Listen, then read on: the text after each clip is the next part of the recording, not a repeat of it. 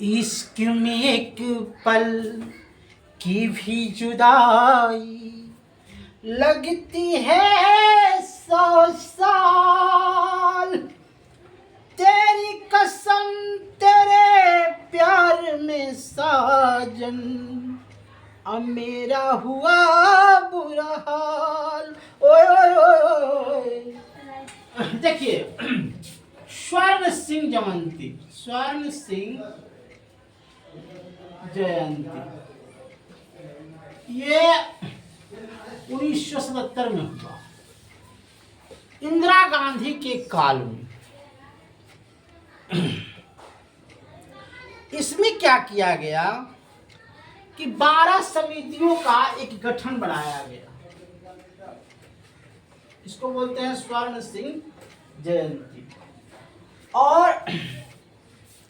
संविधान 46वां क्या हुआ, संविधान संशोधन 2001 में हुआ, 2002 में हुआ। इसमें 11 सदस्य को बैठाया गया। देखिए, संघीय कार्यपालिका, संघीय कार्यपालिका, ये देखिए कौन कौन है। पहला है राष्ट्रपति, दूसरा है विधायिका,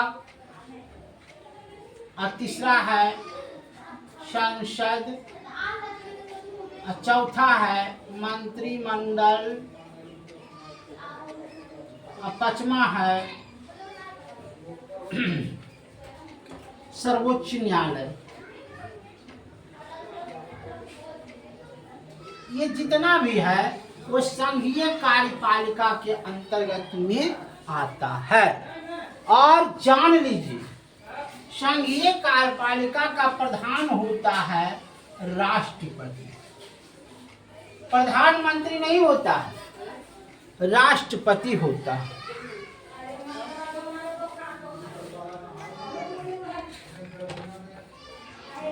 अब देखिए, संघीय कार्यपालिका हम पढ़ा रहे हैं, तो राष्ट्रपति होता है,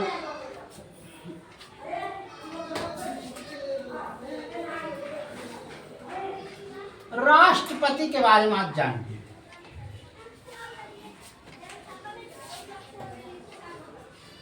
राष्ट्रपति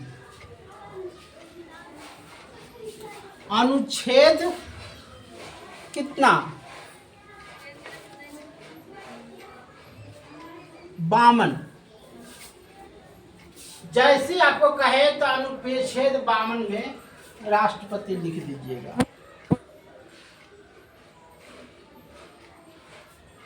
राष्ट्रपति भवन जो है किसने बनाया था, ल्यूटर्स बनाया था, ल्यूटर्स बनाया था। राष्ट्रपति का जो चुनाव होता है वह लोकसभा, राज्यसभा और विधानसभा, ये तीनों के सदस्य देते हैं, जिसमें 50 सदस्य जो होता है प्रस्तावक होता है, और 50 सदस्य अनुमोदक होता है। और जमानत राशि इसको 15,000 रुपया जमा करना पड़ता है, जिसमें 1/6% इसको वोट लाने पड़ता है, तो जमानत राशि इसका बच जाता है।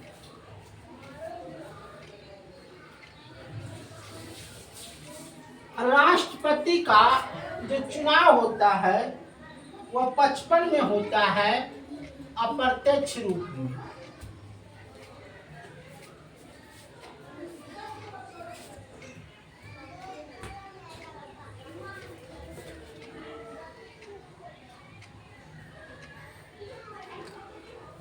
कहता है 1552 में 1552 52 अनुच्छेद 52 में राष्ट्रपति का विवाद जो है सर्वोच्च न्यायालय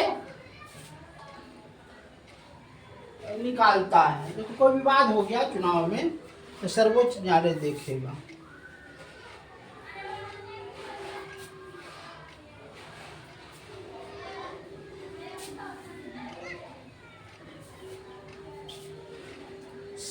में अनुच्छेद नंबर 60 में शपथ दिलाया जाता है। राष्ट्रपति को शपथ कौन दिलाएगा? सर्वोच्च न्यायालय। अगर सर्वोच्च न्यायालय नहीं रहेगा तो उसके जगह रहेगा जो उसके लेवल का है पदाधिकारी, वो रहेगा। 280 ये है वित्त आयोग। पूछेगा कि 280 क्या है, तो वित्त आयोग।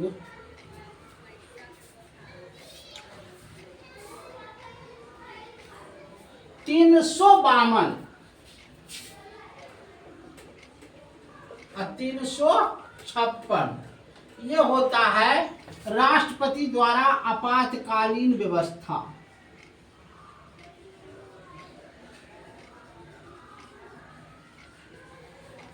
राष्ट्रपति आपातकालीन व्यवस्था ला सकता है। अब आइए मगध राज्य का उदय।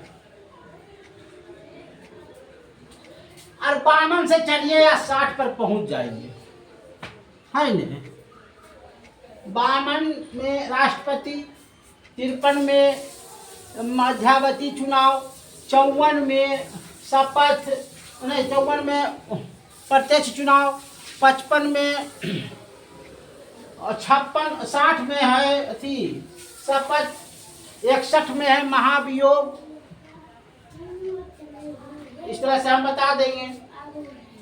अब आइए वह पढ़ लीजिए मगध राज्य का उदय।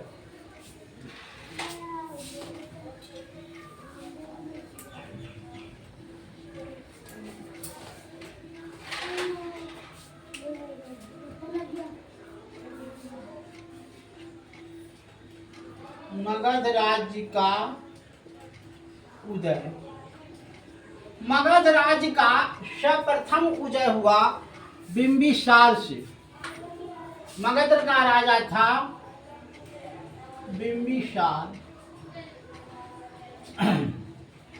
बिंबिसार जो है कोई राज नहीं लूटा, बल्कि मगध राज्य को विस्तार करने के लिए आस पड़ोस के राज्यों से शादी किया। इसका बेटा था उदयन, और उदयन ने अपने बाप को हत्या कर दिया। उदयन ने अपने बाप को हत्या कर दिया और इसने अवध को लूटा। किसको लूटा? अवध के काशी को लूटा। और उसने रथ मूसल और रथ मूसल का प्रयोग किया गया था। रथ मूसल और एक और रथ बताते हैं।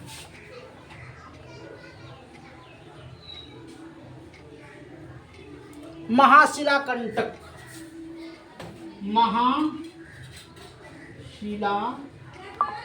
कंटक का प्रयोग किया गया था। ये दोनों चीज का प्रयोग किया गया था।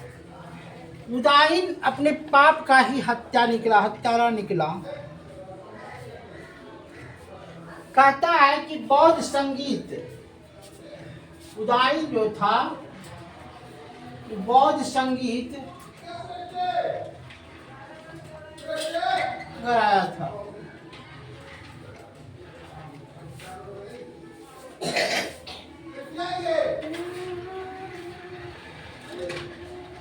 उदयन के बाद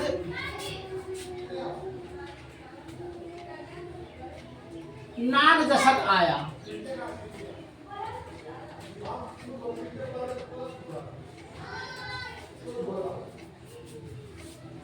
नाग दशक के बाद आया शिशुनाग वंश।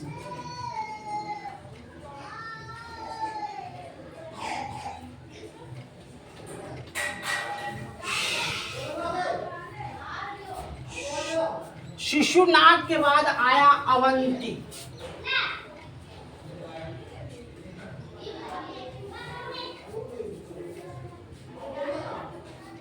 और अवंती के बाद आया कालाशोक। कालाशोक ने द्वितीय बौद्ध संगीत करवाया था।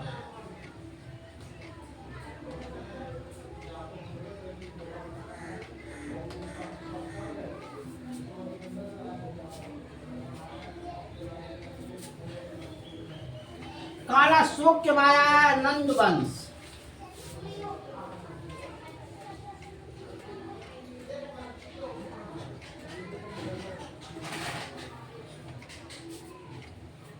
नंद वंश का शासक प्रथम शाखा हुआ महानंद वर्धनम।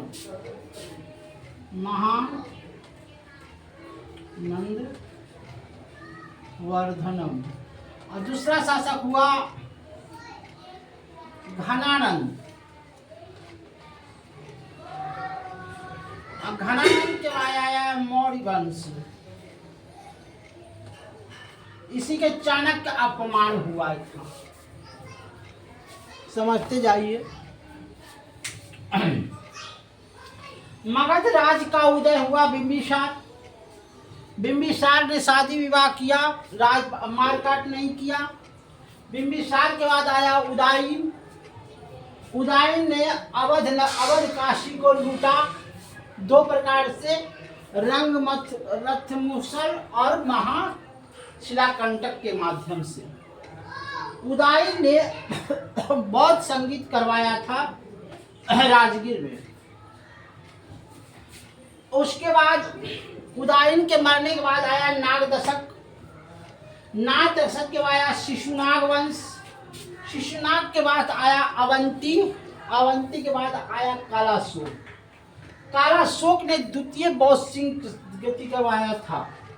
और कालाशोक के मरने के बाद आया नंदवर्षणम। नंदवर्षणम के बनने के बाद आया महानंद वर्षणम, संस्थापक था। और अंतिम शाखा हुआ घनानंद।